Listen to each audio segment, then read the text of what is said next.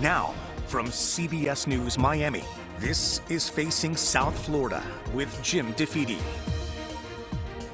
Welcome to Facing South Florida, and this week marked 2 years since the Surfside building collapse that killed 98 people and left hundreds of others suffering in its aftermath.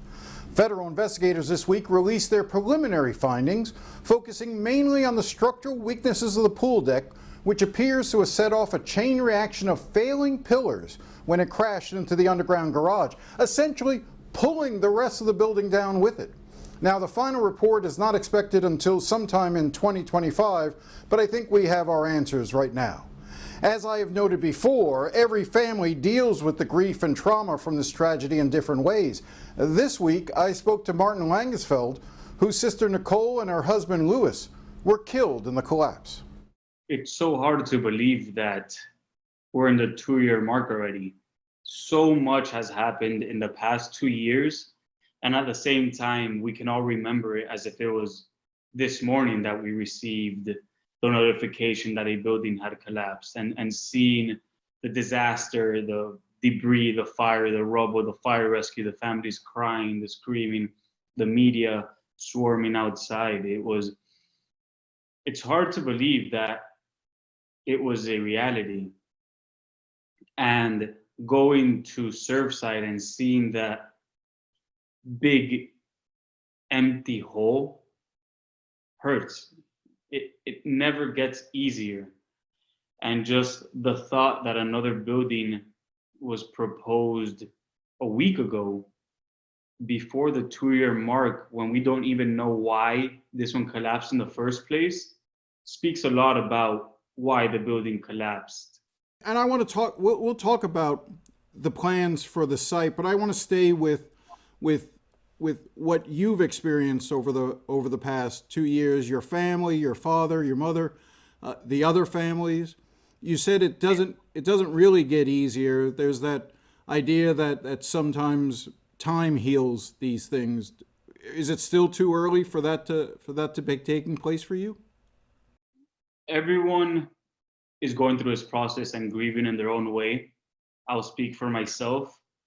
It doesn't get easier with time. Actually, it gets harder, because with time is when you realize you have no option but to accept the reality and that we're not in control of this life, really. And 2 years later, all we can do is look back at our families and think, what a beautiful smile, and the memories, and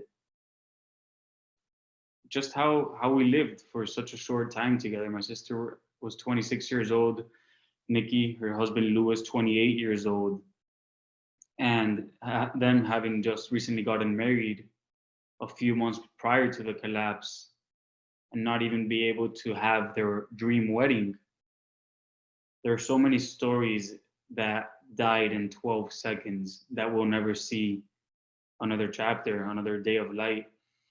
And as you said, it's very hard. It's very hard to be there for my parents, to be there for my family, just as other families are all struggling to go day by day. But it doesn't get easier when so much politics is involved. We've had to beg Miami-Dade County to not throw away human remains. You know, it's not public information, but we had to sign a release that we were getting a portion of my sister Nikki and her husband Louis from the medical examiner's office. And although we had to sign this release, we had to beg Miami-Dade County to keep searching in the rubble to find more human remains and personal property 3 times. And by the 4th time, every time they searched, they found new human remains. We would get calls from the medical examiner's office. And they didn't want to keep searching. They didn't want the media to keep knocking their door saying, what's up with the rubble? Where are the human remains? So Miami-Dade County Mayor Daniela Levin Cava threw it away. They gave the green light to just throw away in the trash families' human remains. Things like this just imagine just receiving a phone call at 3 p.m., 4 p.m. saying, we identified your daughter's finger. It's just a never-ending nightmare. And then a week later saying, oh, we're going to throw away the rest of her body as if it's trash less than 2 years away.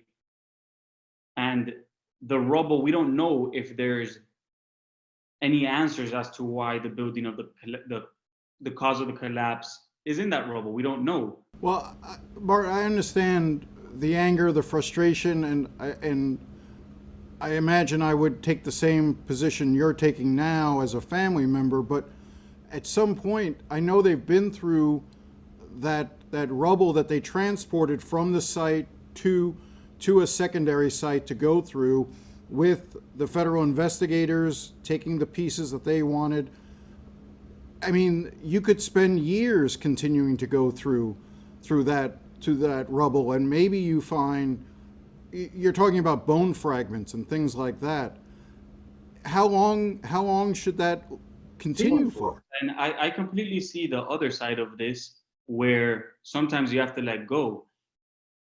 But if you compare it to 9/11, we've worked with those victims. They searched for years and years to find not only bone fragments and human remains, which are priceless to us and it has no value, but also the human property that just went missing. A lot of it just disappeared. When you find wine bottles that are intact and wedding rings with diamonds or very expensive watches, that everything, all these expensive things just disappeared.